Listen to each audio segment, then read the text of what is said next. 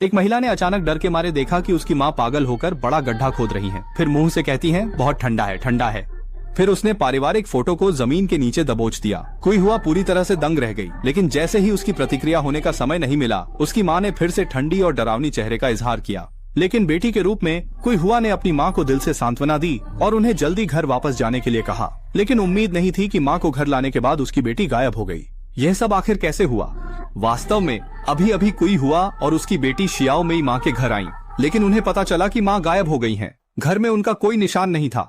मेज पर लगी नोट्स को देखकर कोई हुआ ने अनुमान लगाया कि माँ को शायद बुढ़ापे की अल्जाइमर हो गई है।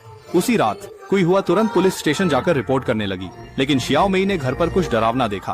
पूरी दीवार एक जीवंत वस्तु की तरह काले पदार्थ से ढकी हुई थी। शुरू में उसने इसे ध्यान नहीं दिया, सोचकर कि यह सिर्फ फफूंद लगा है। दूसरे दिन पुलिस ने लोगों के साथ जंगल में तलाश शुरू किया, लेकिन सब कुछ हिला देने के बावजूद उन्हें कुछ नहीं मिला। जब कोई हुआ ने सोचा कि माँ वापस नहीं आएंगी, तो एक सुबह उसने डर के मारे पाया कि माँ अचानक प्रकट हो गई।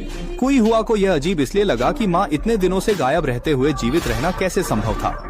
शुरू में कुछ भी असामान्य नहीं हुआ, लेकिन आश्चर्यजनक रूप से हर एक दिन के साथ परिस्थितियां बदलती रहीं। कोई हुआ ने देखा कि उनकी माँ किसी और व्यक्ति में बदल गई हैं और उन्हें पहचान नहीं रही।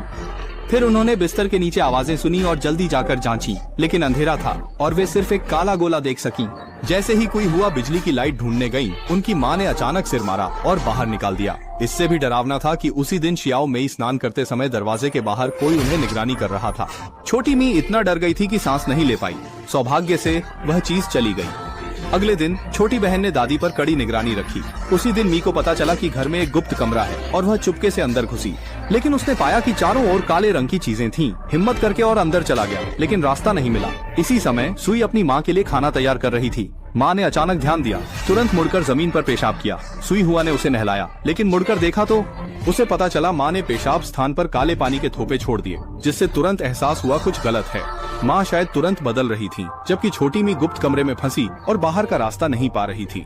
उसने ईंट उठाई, दीवारों पर बेतुकी मारी और दरवाजा तोड़ा। डर के मारे देखा कि दादी बदल चुकी थी और तेजी से उसकी ओर बढ़ रही थी। स्थिति बेहद खतरनाक थी। दोनों ने जल्दी से दादा की ताकत निकालकर बाहर चढ़ने की कोशिश की। थोड़ी मेहनत के बाद वे आखिरकार बाहर आ गए, लेकिन बदल चुकी माँ भी उनके साथ बाहर आईं और उन दोनों पर पागल होकर हमला करने लगी। खतरनाक स्थिति में सुई हुआ ने माँ ताली मारी और गिरा दिया।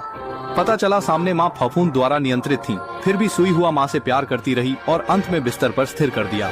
इस प्रकार तीनों ने सुखी जीवन जारी रखा। पता चला जिंजुन ने माँ संक्रमित की।